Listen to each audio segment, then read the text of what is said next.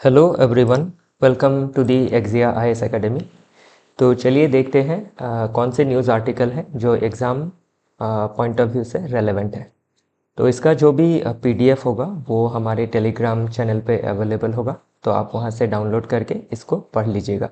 मैं इस जो भी डिस्कशन है इसमें आपको सिर्फ इसका जो समरी है, कैसे ये रेलेवेंट है, क्या डेवलपमेंट्स देखे गए हैं, यही आपको बताऊंगा। ओके, तो चलिए देखते हैं। जो पहला आर्टिकल है वो बात करता है रिगार्डिंग ब्लैक होल के, ब्लैक होल को लेके जो भी नए डिस्कवरी है, कौन से डिस्कवरी देखे गए हैं उसके रिगार्डिंग।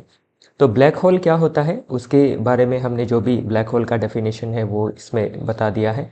फिर इवेंट होराइजन क्या होता है, ओके। फिर आपके टाइप्स ऑफ ब्लैक होल, तो ये जो टाइप्स ऑफ ब्लैक होल है ये जस्ट समझने के लिए आप देख लीजिए, ओके। जस्ट एक कॉन्सेप्ट बिल्ड करने के लिए, बाकी आपको टाइप्स ऑफ ब्लैक होल ऐसा क्वेश्चन एग्जाम में नहीं पूछा जाता है, ओके। तो क्या रिसेंट डेवलपमेंट है, तो गाया BH3 डिस्कवरी रिसेंट देखा गया है। आपका यूरोपियन स्पेस एजेंसी का जो गाया टेलीस्कोप है उसने ये डिस्कवरी किया है, और ये डिस्कवरी अप्रैल 2024 का है, ओके। इसी के साथ पास्ट के कौन से डिस्कवरी है, जैसे गाया BH1 2022 में डिस्कवर किया गया था, जो closest known black hole to earth है, कि इसके बाद आपका गाया BH2 2003 में डिस्कवर हुआ था। तो ये सभी चीज़ें क्या है, जो भी रिसेंट डिस्कवरी है, आप अगर पास्ट ईयर यूपीएससी या फिर स्टेट पीसीएस के क्वेश्चन पेपर आपने देखे होंगे तो उसमें देखा होगा कि जो भी स्पेस एजेंसियां हैं उनके क्या अचीवमेंट्स रहे हैं, उनका डिफरेंट मिशन जो भी है वो पूछा जाता है, ओके। तो अभी इसके बारे में पूछा जा सकता है कि ये गाया BH3 किसने डिस्कवर किया, तो यूरोपियन स्पेस एजेंसी का जो गाया टेलीस्कोप है उसने ये डिस्कवर किया है, ओके। और इसके बारे में भी क्या है, फर्दर कुछ डिटेल्स आपको स्टेटमेंट वाइज दिए जा सकते हैं, तो उसमें आपको क्या करना है, इन चीज़ों को इनका जो भी डेटा है, जो भी फैक्ट है वो आपको याद रखना है, ओके। चलिए आगे देखते हैं। तो अभी क्या हो जाता है, इसी के साथ ये टॉपिक जब आया है ब्लैक होल के रिगार्डिंग, तो इसी में आपका GS पेपर 2 से अगर देखें तो international collaboration in space research कैसा है, ओके। कैसे आपका यूरोपियन स्पेस एजेंसी, फिर नासा और कैनेडियन स्पेस एजेंसी, इंडिया का आपका इसरो, ओके, फिर चाइनीज़ स्पेस एजेंसीज है, तो ये कैसे कोलैबोरेट कर रही है, और डिफरेंट जो भी डेवलपमेंट्स देखे गए हैं, डिफरेंट टेलीस्कोप का डिस्कवरी, डिफरेंट टेलीस्कोप का आपका जो भी डेवलपमेंट हुआ है तो वो कैसे वर्क कर रहे हैं, ओके। जो भी टेलीस्कोप है उसमें कैसे कोलैबोरेशन हुआ है, किस नेशन के बीच कोलैबोरेट हुआ है, तो ये फैक्ट आपको जानना ज़रूरी हो जाता है फ्रॉम प्रीलिम्स पर्सपेक्टिव, ओके। बाकी मेंस के पर्सपेक्टिव से भी जब हम इंटरनेशनल कोऑपरेशन रिगार्डिंग कोई भी क्वेश्चन आएगा तो उसमें स्पेस रिसर्च का भी हम जिक्र कर सकते हैं, ओके। फिर ये क्या है, GS paper 3 science and technology के पॉइंट ऑफ व्यू से भी इम्पॉर्टेंट हो जाता है कि कैसे स्पेस एक्सप्लोरेशन चल रहा है, कौन से न्यू फाइंडिंग्स देखे गए हैं, फ्यूचर मिशंस कौन से रहने वाले हैं, क्योंकि इसके ऊपर भी सवाल हमने पास्ट के क्वेश्चंस में देखे हैं। तो पास्ट का क्वेश्चन क्या है, हमें आगे का रास्ता बताता है कि किस तरह से हमें चीज़ें प्रिपेयर करनी होती है, ओके। तो उसी हिसाब से हमने क्या किया है, ये जो टॉपिक है उसको GS पेपर 1, 2, 3, ओके, अगेन 4 के पर्सपेक्टिव से भी दिखा दिया है कि स्पेस जो एक्सप्लोरेशन है उसमें एक एथिकल डायमेंशन भी रहता है, ओके। तो ये क्वेश्चन क्या है, आपको GS पेपर 4 मेंस में पूछा जा सकता है, ओके। चलिए आगे देखते हैं। तो ये बाकी सभी policy recommendations and way forward है कि कैसे हम आगे और हमारा जो रोल है उसको स्ट्रेंथन कर सकते हैं, स्पेशली इंडिया का रोल, ओके। नेक्स्ट जो आर्टिकल है वो बात करता है रिगार्डिंग फिस्कल पॉलिसी और मॉनेटरी पॉलिसी के बारे में। तो जैसे हमें पता ही है कि फिस्कल पॉलिसी लिया जाता है बाय गवर्नमेंट और मॉनेटरी पॉलिसी लिया जाता है बाय RBI। तो हमारा देश का जो भी आपका ग्रोथ है, फिर आपका एम्प्लॉयमेंट जनरेशन का मुद्दा है, फिर आपका इन्फ्लेशन कंट्रोल है, तो इन चीज़ों को क्या है कंट्रोल करने के लिए fiscal policy as well as जो मॉनेटरी पॉलिसी है इनके बीच में क्या है, एक टेंडम, एक कोऑपरेशन होना बहुत ज़रूरी है। दोनों का हार्मोनी नहीं रहेगा तो हम जो भी अचीव करना चाहते हैं, हम जो ग्रोथ अचीव करना चाहते हैं या फिर इन्फ्लेशन को कंट्रोल करना चाहते हैं, वो क्या होगा, नहीं हो पाएगा।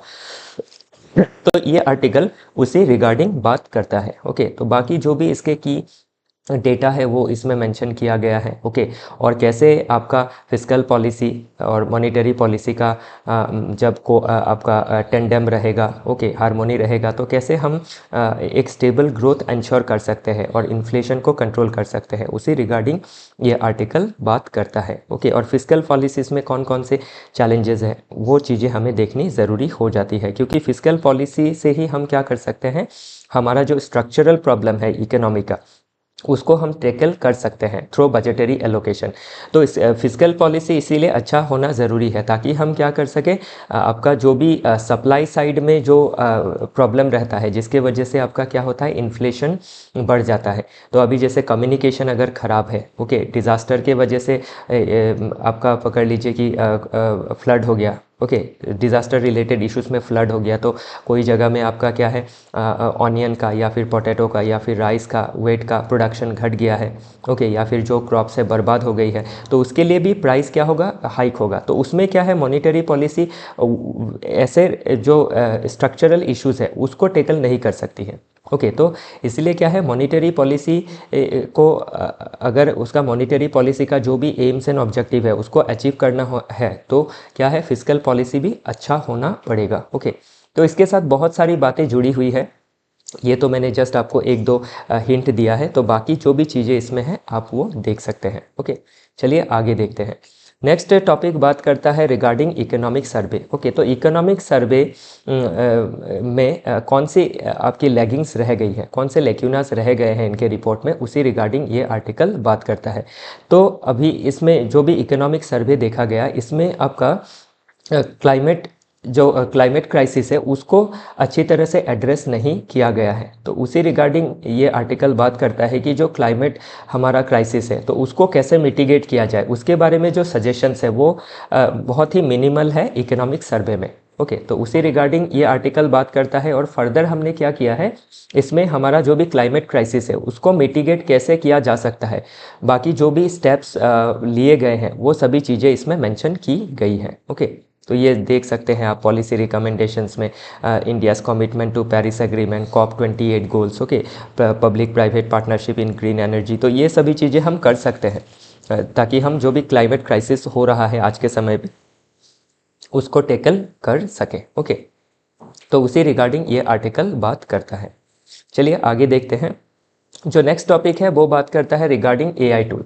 तो एआई टूल का कैसे हम इस्तेमाल कर सकते हैं डिफरेंट फील्ड में, इंक्लूडिंग आपका इकोनॉमिक ग्रोथ में, एग्रीकल्चर में, ओके, हेल्थ में, देन फिर एजुकेशन में, गवर्नेंस में, उसी रिगार्डिंग ये आर्टिकल बात करता है। और कैसे एआई टूल यूज़ करने से हम सोसाइटी में, इकोनॉमी में आपका इक्वालिटी ला सकते हैं, इंक्लूसिव डेवलपमेंट ला सकते हैं, उसी रिगार्डिंग ये आर्टिकल बात करता है। ओके, और इसी के साथ आपके डिफरेंट क्या है, एग्जाम्पल्स भी दिए गए हैं कि कैसे एआई का इस्तेमाल करके जापान के इकोनॉमी में बूस्ट लाया जा रहा है, कैसे नाइजीरिया में एआई टूल यूज़ करके आपका एजुकेशन में जो परफॉर्मेंस है उसको बूस्ट किया जा रहा है। तो कैसे हम इन चीज़ों को अपने देश में इस्तेमाल कर सकते हैं। ओके, जो इंडिया में एजुकेशन क्राइसिस है, परफॉर्मेंस का जो क्राइसिस है बिकॉज ऑफ टीचर शॉर्टेजेस, आपका क्वालिटी इश्यूज़ है, तो उसको भी हम क्या कर सकते हैं, एआई का टूल इस्तेमाल करके ये जो भी इश्यूज़ है उसको टैकल कर सकते हैं। तो उसी रिगार्डिंग ये आर्टिकल बात करता है। तो डिफरेंट सेगमेंट में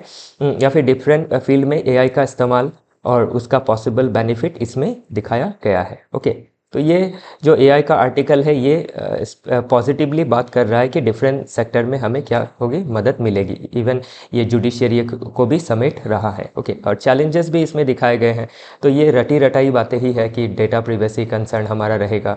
ओके, एआई में बायसेस देखे जा सकते हैं, डिस्क्रिमिनेशन हो सकता है। ओके, तो एथिकल एआई हमें इंश्योर करना होगा। तो ये सभी चीज़ें हम मेंशन कर सकते हैं। ओके, चलिए आगे देखते हैं। जो अगला टॉपिक है वो बात करता है does the budget signal a change in the centres growth strategy. तो ये आर्टिकल ये बताता है कि जो सेंटर का ग्रोथ स्ट्रैटेजी है, सेंट्रल गवर्नमेंट का, क्या उसमें कोई चेंजेस आए हैं। तो इसमें क्या है, अभी हमने देखा कि एक आपका कंजम्पशन ड्रिवन ग्रोथ इंश्योर करने के लिए टैक्स बेनिफिट दिया गया है। ओके, और जो कैपिटल एक्सपेंडिचर है उसमें हमने ज़्यादा बढ़ोतरी नहीं देखी है। ओके, तो यही चीज़ें इस आर्टिकल में मेंशन की गई है। ओके, कि ये कितना सक्सेसफुल रहेगा, जो आपका कंजम्पशन ड्रिवन ग्रोथ है ये कितना सक्सेसफुल रहेगा। ओके, तो ये चीज़ें इस आर्टिकल में दी गई है। तो इसी में क्या है आपका, अभी आपको पता ही है कि गवर्नमेंट जो है आपके फिस्कल कंसोलिडेशन की तरफ बढ़ रही है, क्योंकि जो हमारा फिस्कल डेफिसिट टारगेट है वो पास्ट के तुलना में भी अभी कम किया गया है। तो अभी देखा जा रहा है कि हमारा जो ग्रोथ है वो पिछले 2-4 सालों से के तुलना में बहुत कम है। ओके, तो इस समय क्या था, आपके फिस्कल कंसोलिडेशन की वजह आपका प्रो साइक्लिक फिजल आपका काउंटर साइक्लिक फिजिकल पॉलिसी लेना चाहिए था कि हमारा जो अभी जो भी स्लो डाउन देखा जा रहा है, तो इसमें गवर्नमेंट स्पेंडिंग बहुत ज़्यादा ज़रूरी है। लेकिन गवर्नमेंट क्या कर रही है कि आपका पब्लिक एक्सपेंडिचर को कम करने के लिए, ओके, फिजिकल डेफिसिट को कम करने के लिए आपका टैक्स का रिबेट दे रही है, ताकि कंजम्पशन ड्रिवन ग्रोथ हो सके। लोग जब कंज्यूम करेंगे तो प्राइवेट सेक्टर क्या होगा, एंटर करेंगे, प्रोडक्शन अपना बढ़ाएंगे, एम्प्लॉयमेंट जनरेट होगा। ओके, मतलब एक मल्टीप्लायर इफेक्ट देखा जाएगा। तो वही बातें इसमें कही गई है। बाकी इसमें क्या किया गया है कि हमने जो भी आपके पास्ट में कैसे आपके ग्रोथ स्ट्रैटेजी लिए गए थे वो सभी चीज़ें इसमें मेंशन कर दी है। तो ये सभी चीज़ें आप क्या है एक सिंक में और एक लिंकिंग वे में आप पढ़ पाएंगे। ओके, तो लिबरलाइजेशन आपका जो न्यू इकोनॉमिक पॉलिसी था 1991 का, ओके, उसके बाद जीएसटी में क्या चेंजेस लाए गए, तो ये सभी चीज़ें हमने इसमें मेंशन कर दी है। आप इसको लिंक करके पढ़ सकते हैं। ओके, चलिए आगे देखते हैं। जो अगला आर्टिकल है वो बात करता है रिगार्डिंग जो WHO से यूएस एग्जिट कर चुका है रिसेंटली। ओके, तो सिर्फ WHO से ही नहीं, पेरिस क्लाइमेट एग्रीमेंट से भी यूएसए एग्जिट कर चुका है। तो अभी यूएसए का जो एग्जिट है ये इन सभी डील में या फिर ये जो भी ऑर्गेनाइजेशन है इसमें कैसे इम्पैक्ट डालेंगी। फॉर एग्जांपल अभी जो WHO है उसमें जो उसका आपका फाइनेंशियल सपोर्ट होता है जो डिफरेंट देशों से आता है, उसमें सबसे ज़्यादा फाइनेंशियल सपोर्ट देता है आपका यूएसए। ओके, तो अभी यूएसए निकलते ही क्या है, WHO में आपका एक फाइनेंशियल क्राइसिस आ सकता है। ओके, प्लस आपके जो भी एक्सपर्ट होते हैं हेल्थ में हो या फिर जो भी टेक्नोक्रेट्स होते हैं वो यूएसए से आपके WHO में रिक्रूट किए जाते हैं। तो अभी क्या है इसमें ये इसका भी क्राइसिस देखा जाएगा। तो इसी समय अभी क्या है, ये जब क्राइसिस चलेगा यूएसए के एग्जिट के बाद, तो इसको कैसे जो भी वैक्यूम क्रिएट होगा कैसे फील किया जा सकता है। Okay, by developing Nations like India, China, south Africa, Brazil, उसके रिगार्डिंग भी ये आर्टिकल मेंशन करता है। तो इससे भी एक अच्छा इंसाइट आपको मिल जाएगा अबाउट ग्लोबल हेल्थ एजेंडा के बारे में। ओके, तो ये चीज़ें आप देख सकते हैं। तो इन फ्यूचर इससे भी आप एक क्वेश्चन एक्सपेक्ट कर सकते हैं। चलिए आगे देखते हैं, the financial toxicity of cancer care in India. तो अभी क्या है, कैंसर का जो भी केसेस है लगातार ईयर ऑन ईयर बढ़ते जा रहा है। तो 14 lakh new cases annually add हो रहे हैं एज पर ICMR रिपोर्ट। तो अभी इससे क्या होता है, क्या प्रॉब्लम हो जाता है कि हमारा देश का जो हेल्थ इंफ्रास्ट्रक्चर है वो कंपैरेटिवली ओके डेवलप नेशन के तुलना में बहुत ही आपका वीक है। और हमारे देश के अंदर भी क्या है, एक आपका अनइवननेस देखा जाता है हेल्थ केयर इंफ्रास्ट्रक्चर के मामले में। जैसे आपके जो भी वेस्ट के स्टेट है इंडिया के और जो भी साउथ के स्टेट है, वहाँ का जो भी आपका कैंसर केयर फैसिलिटीज़ है वो बहुत ही अच्छा है। ओके, तो इसके वजह से क्या होता है, उन जगहों में आपका ट्रीटमेंट अवेलेबल है। लेकिन इसमें एक मुद्दा ये भी बन जाता है कि जो भी कैंसर केयर आपका ट्रीटमेंट, जो भी कैंसर का ट्रीटमेंट है वो बहुत ज़्यादा कॉस्टली है। ओके, तो ये कैसे बहुत ज़्यादा कॉस्टली है। ओके, तो ये सभी चीज़ें इसमें मेंशन की गई है कि कितना कॉस्ट आता है कैंसर को ट्रीट करने में। तो अभी हमारे देश में आपके जो भी पॉपुलेशन है वो इतना कॉस्ट को अफोर्ड नहीं कर सकते हैं। तो इसके लिए गवर्नमेंट क्या पॉलिसी इनिशिएटिव्स ले रही है। ओके, और फिर आपके उसमें क्या कमी है, खामी है, उसको कैसे ठीक किया जा सकता है। ओके, हमारा जो बजटरी एलोकेशन है हेल्थ को वो कितना जाता है, लगभग आपका 3% जाता है, जो कि WHO के हिसाब से 5% होना चाहिए। तो इन चीज़ों को कैसे टेकल किया जा सकता है। ओके, कैसे अर्ली डायग्नोस्टिक आपको आपके दिए जा सकते हैं, हम डिस्ट्रिक्ट लेवल में कैसे जो कैंसर केयर का सुविधा है वो कैसे प्रोवाइड कर सकते हैं। तो इसी रिगार्डिंग ये आर्टिकल बात करता है। तो ये हेल्थ जो थीम है हमारा, ओके, उसके अंदर ये कैंसर के बारे में पूछा जा सकता है। तो ओवरऑल आपका जो भी हमारा हेल्थ का थीम है उसके रिगार्डिंग इसमें डेटास मेंशन किए गए हैं और कैंसर के रिगार्डिंग भी डेटा मेंशन कर दिया गया है। तो इन फ्यूचर आप क्या है इन जनरली एक हेल्थ के ऊपर क्वेश्चन एक्सपेक्ट कर सकते हैं और पर्टिकुलरली देखा जाए तो कैंसर के ऊपर क्वेश्चन एक्सपेक्ट कर सकते हैं। ओके, चलिए आगे देखते हैं। तो आगे आगे नेक्स्ट जो आर्टिकल है ये बात करता है रिगार्डिंग आपका फिस्कल फेडरलिज्म के बारे में। ओके, कि आपका जो भी नेट आपका इनकम होता है सेंटर का उसको क्या किया जाता है डिवाइड कर किया जाता है between states as per finance commission का जो भी रिपोर्ट होता है उसके हिसाब से। ओके, तो 5 साल में एक बार फाइनेंस कमीशन फॉर्म किया जाता है, उसके बाद जो भी आपका सेंट्रल पूल ऑफ रिसोर्सेस होता है उससे उसको स्टेट्स के बीच डिवाइड किया जाता है। ओके, तो जस्ट ओके, तो अभी इसमें एक मुद्दा ये देखा जा रहा है कि जो सेंटर है वो क्या करती है सेस और सरचार्ज कलेक्ट करती है। ओके, तो सेस क्या होता है एक स्पेसिफिक ऑब्जेक्ट रख के कलेक्ट किया जाता है, जैसे कि आपका स्वच्छ भारत सेस हो गया। ओके, या फिर मेडिकल सेस हो गया। ओके,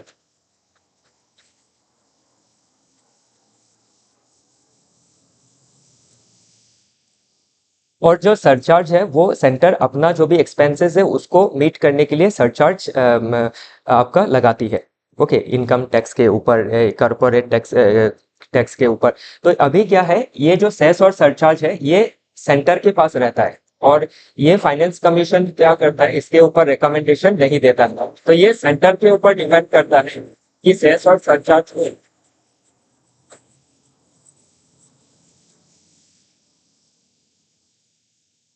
तो ये सेंटर के ऊपर डिपेंड करता है कि सेस और सरचार्ज को बांटा जाए या नहीं जाए। ओके, तो इसी को लेकर क्या है एक आपका डिबेट चलते रहता है और एक फ्रिक्शन देखा जाता है between centre and state. Okay, तो इसी रिगार्डिंग ये आर्टिकल बात करता है और सभी जो डेटा है इसमें मेंशन कर दिए गए हैं। ओके, चलिए आगे देखते हैं। नेक्स्ट आर्टिकल बात करता है regarding India Indonesia tie. Okay, तो अभी क्या है इंडिया इंडोनेशिया का टाई के बारे में बहुत सारी डिस्कशन, बहुत सारे न्यूज़ आर्टिकल देखे जा रहे हैं, क्योंकि रिसेंट हमारे रिपब्लिक डे में जो इंडोनेशियन प्रेसिडेंट थे वो चीफ गेस्ट थे। तो इसमें अभी क्या हो जाता है ये जो टॉपिक है एग्ज़ाम के लिए अगेन इम्पॉर्टेंट हो जाता है। तो इसमें हमें क्या है जो भी हमारे पास्ट रिलेशन रहे हैं सिंस इंडिपेंडेंस। ओके, फिर हमारा जो नाम का जर्नी रहा है इंडिया और इंडोनेशिया का। ओके, फिर अभी साउथ साउथ कोऑपरेशन में हमारा जो भी जर्नी रहेगा तो उसमें इंडिया इंडोनेशिया का टाई कैसे इम्पैक्ट करेगा ये चीज़ें हमें जाननी ज़रूरी हो जाती है। इसी के साथ इंडिया और इंडोनेशिया के जो भी डिफरेंट फील्ड में ओके वो आपके डिप्लोमेटिक रिलेशन में हो या फिर आपके इकोनॉमी में हो। ओके, या फिर आपके रिन्यूएबल एनर्जी सेक्टर में हो या फिर स्ट्रैटेजिक पार्टनरशिप में हो, तो कैसे दोनों देश कन्वर्ज कर रहे हैं। तो ये सभी चीज़ें जानना हमें ज़रूरी हो जाता है फ्रॉम एग्ज़ाम पर्सपेक्टिव। तो सभी चीज़ें हमने इसमें मेंशन कर दी है। ओके, जो भी हमारा इवोल्यूशन है इंडिया इंडोनेशिया का टाई का वो भी इसमें मेंशन कर दिया गया है।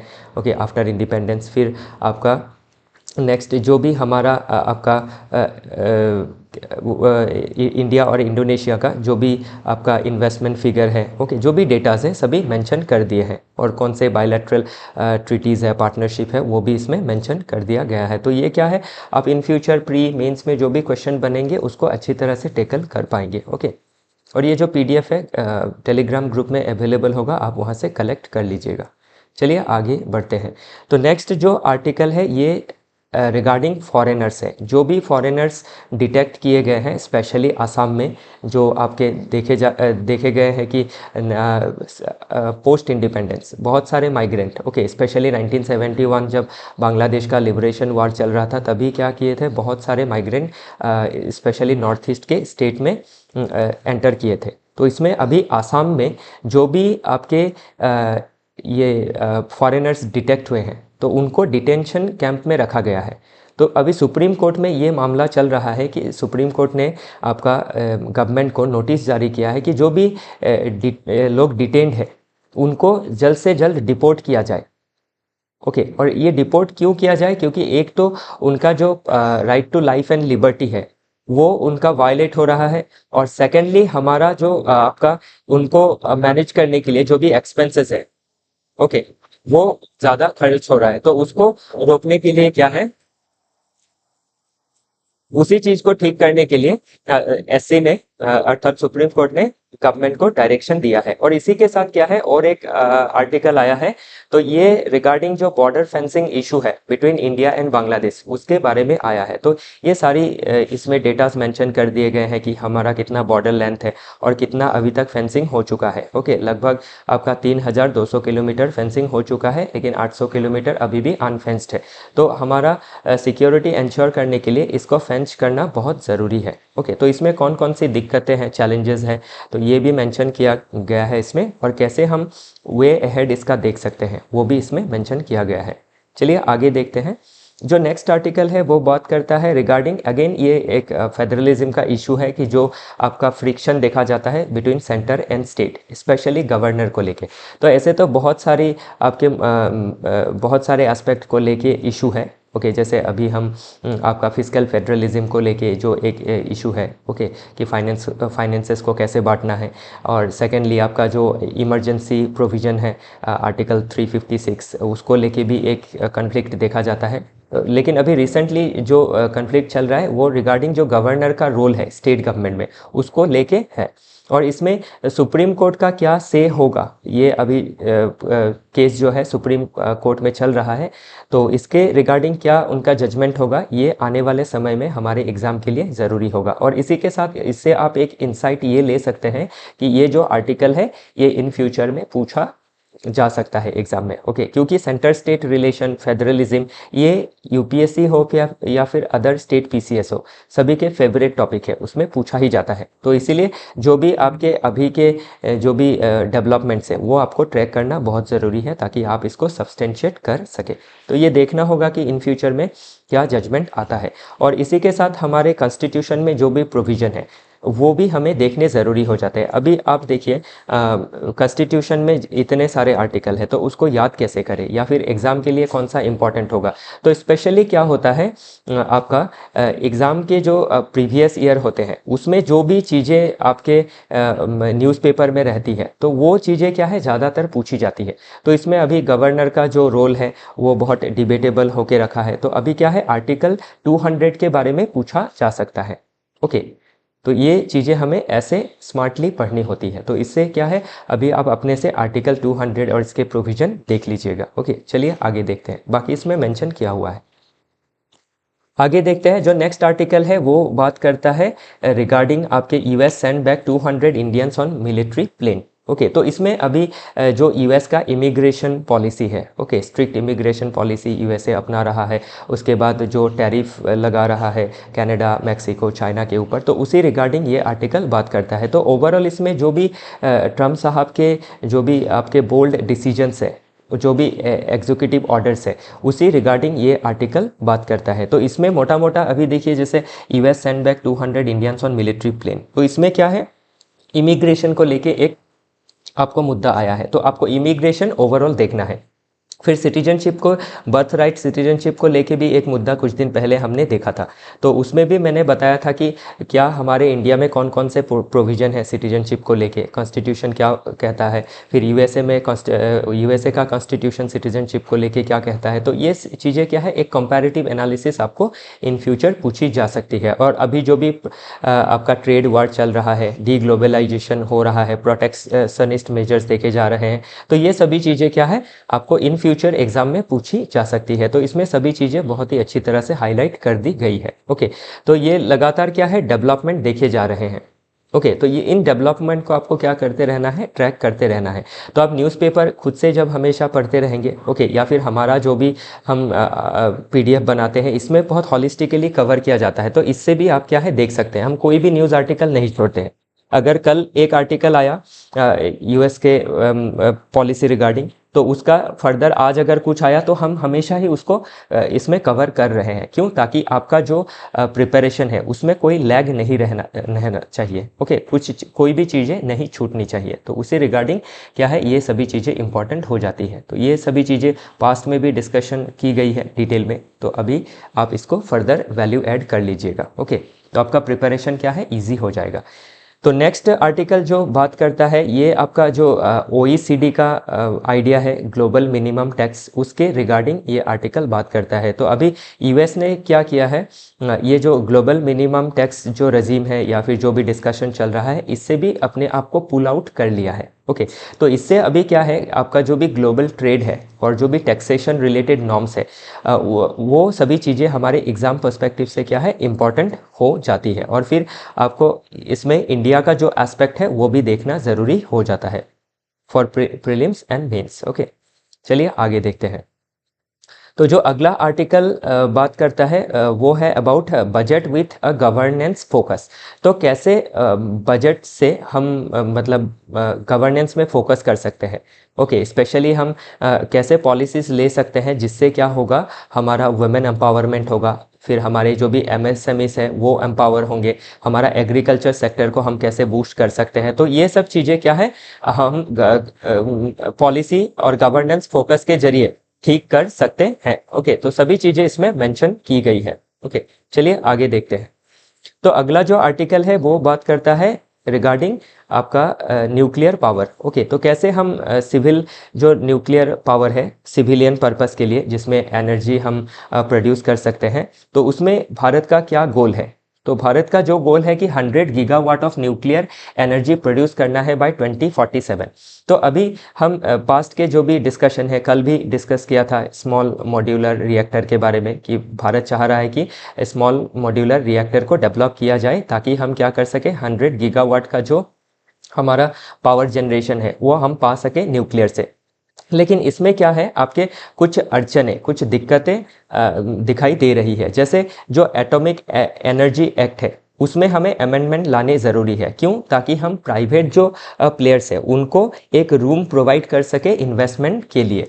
उसके उपरांत जो भी हमारा स्लेंडा लॉ है, civil liability for nuclear damage act, जो ये कहता है कि जो सप्लायर है उनके ऊपर क्या रहेगा, लाइबिलिटी रहेगा अगर कल कोई एक्सीडेंट हो जाता है तो। ओके, तो इसके लिए क्या है, आपका जो भी हमारे न्यूक्लियर डील है डिफरेंट नेशन के साथ वो कंप्लीट नहीं हो पा रही है। तो इसमें अभी क्या है, जो भी civil liability for nuclear damage act है उसको आपका अमेंड करके आपका जो भी सप्लायर्स है उनसे जो आपका लाइबिलिटी है वो हटा के जो भी लाइबिलिटी है वो ऑपरेटर के ऊपर रखना है। तभी क्या है, हम न्यूक्लियर एनर्जी में आपका सेल्फ रिलायंट बन सकेंगे। ओके, तो ये जो भी लॉ है, ये जो भी डिस्टर्बेंस क्रिएट कर रही है उसको ठीक करना पड़ेगा। उसी रिगार्डिंग ये आर्टिकल बात करता है। ओके, तो ये सभी चीज़ें इसमें मेंशन की है। जो अगला आर्टिकल है वो भी अबाउट जो भी ट्रम्प साहब के जो भी पॉलिसीज़ है उसी के रिगार्डिंग बात करता है। ओके, तो इसमें अभी क्या है, ट्रम्प साहब के चुनने के बाद हमें कौन कौन सी चैलेंजेस का सामना करना पड़ेगा या फिर कौन कौन सी अपॉर्चुनिटीज़ है इंडिया के लिए। ओके, फिर ग्लोबल ट्रेड सिनेरियो, जियोपॉलिटिक्स कैसा रहेगा। ओके, तो उसी रिगार्डिंग ये आर्टिकल बात करता है। तो ये जो भी चीज़ें अभी हमने देखी थी, उसी जैसे इमिग्रेशन रिलेटेड जो भी इश्यूज़ हमने देखे थे, प्रोटेक्शनिज्म के बारे में बात किया था, तो वह सभी चीज़ें इसमें फिर से रिपीट हो रही है, लेकिन थोड़ा पर्सपेक्टिव इसमें आपको डिफरेंट मिल जाएगा। ओके, तो इसलिए ये आर्टिकल आप पढ़ लीजिएगा। नेक्स्ट जो टॉपिक है वो भी बात करता है रिगार्डिंग ट्रम्प्स डिसरप्शन। ओके, तो ट्रेड में स्पेशली ट्रेड रिलेटेड कौन से डिसरप्शंस रहेंगे और इंडिया को कैसा पॉलिसी लेना होगा और इंडिया क्या एक्सपेक्ट कर सकता है ट्रम्प साहब से। जैसे कि जो ट्रम्प साहब है और हमारे PM साहब के बीच जो रिलेशन है वो क्या है, आपका बहुत हद तक ठीक है। तो हम कैसे नेगोशिएट करके हमारे लिए क्या है फेवरेबल डील साइन कर सकते हैं और क्या चैलेंजेस रहेंगे और उसको हम कैसे टेकल कर सकते हैं। ओके, डोमेस्टिकली, तो वो सभी चीज़ें हमें देखनी होंगी। तो ये चीज़ हमने कल भी डिस्कस किया था, तो उसका ये फर्दर वैल्यू एडिशन है, तो ये भी चीज़ आप देख लीजिएगा। नेक्स्ट जो आर्टिकल है वो बात करता है looking beyond budget to fund defence. Okay, तो ये हम डिफेंस सेक्टर को कैसे मॉडर्नाइज कर सकते हैं और मॉडर्नाइजेशन में हमें क्या क्या दिक्कतें देखनी पड़ रही है, उसी रिगार्डिंग ये आर्टिकल बात करता है। तो हमारा जो डिफेंस बजट है वो लगातार क्या है, बढ़ते जाता है। ईयर ऑन ईयर हम देखते हैं कि इसमें बढ़ोतरी होती रहती है, लेकिन इसके अंदर एक क्या प्रॉब्लम है कि जो भी डिफेंस बजट में एलोकेशन होता है उस एलोकेशन का 70%, ओके 70% से भी ज़्यादा आपके रेवेन्यू एक्सपेंडिचर देखे जाते हैं। तो रेवेन्यू एक्सपेंडिचर कौन से हो जाते हैं, जैसे सैलरी पेमेंट हो गया, पेंशन हो गया, फिर जो भी इक्विपमेंट्स है उसका मेंटेनेंस हो गया, मतलब कैपिटल एक्सपेंडिचर नहीं होता है। तो कैपिटल एक्सपेंडिचर क्या होता है, जैसे आपके इंफ्रास्ट्रक्चर डेवलप करना जो बॉर्डर एरिया में, ओके, फिर नए इक्विपमेंट्स परचेस करना, वो हो गया कैपिटल एक्सपेंडिचर।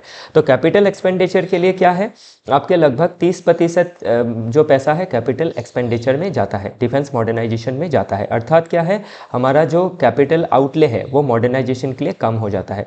तो इसीलिए ये चीज़ें इसमें मेंशन की है कि हमें अपने डिफेंस सेक्टर को पावरफुल बनाने के लिए, रोबस्ट बनाने के लिए और हमारा एक्सटर्नल सिक्योरिटी इंश्योर करने के लिए हमें क्या होगा, अपना जो डिफेंस मॉडर्नाइजेशन है उसमें ज़्यादा एलोकेशन करना पड़ेगा, स्पेशली आपका कैपिटल एक्सपेंडिचर में ज़्यादा एक्सपेंसेस करने होंगे। ओके, और क्यों हम कैपिटल एक्सपेंसेस ज़्यादा नहीं कर पा रहे हैं, इसका सभी जो रीज़न है इसमें मेंशन किया गया है, और कैसे ठीक कर सकते हैं उसका सजेशन भी इसमें है। ओके, क्या अल्टरनेट हो सकता है उसके रिगार्डिंग। ओके, जो अगला आर्टिकल है वो भी अबाउट न्यूक्लियर पावर के बारे में ही बात करता है। तो इसमें भी आप स्लेंडा जो लॉ है उसका जिक्र देख सकते हैं। तो ये सभी चीज़ें जो अभी बताई आपको उसी के रिगार्डिंग है। ओके, वो भी जो भी डेटा थे वो हमने मेंशन किए हैं। तो इसमें जो ऑथर साहब का एक डिफरेंट पर्सपेक्टिव है, ओके, सी राजा मोहन साहब का, तो बहुत ही रिनाउंड ऑथर है, लिखते हैं ओके आईआर के पर्सपेक्टिव से। तो ये सभी चीज़ें क्या है अभी फिर से इम्पॉर्टेंट हो जाती है, तो इससे क्या है आपको एक अच्छा पर्सपेक्टिव मिल जाएगा। ओके, तो ये सभी चीज़ें आप क्या है देख लीजिएगा। ओके, तो इसी के साथ आज का जो भी डिस्कशन है वो समाप्त होता है। हमसे जुड़े रहने के लिए धन्यवाद। कल फिर मिलेंगे नए टॉपिक के साथ।